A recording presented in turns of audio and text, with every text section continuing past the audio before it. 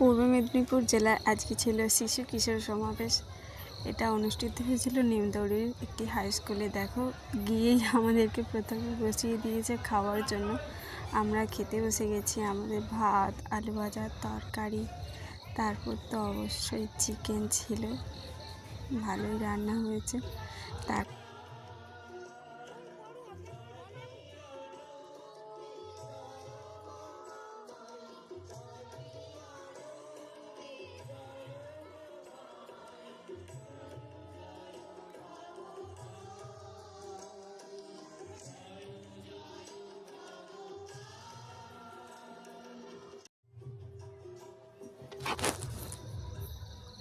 বরণের পরে যে টিফিন দিয়ে দিয়েছে, তারপরে এখানে সব বাচ্চারা বসে আছে।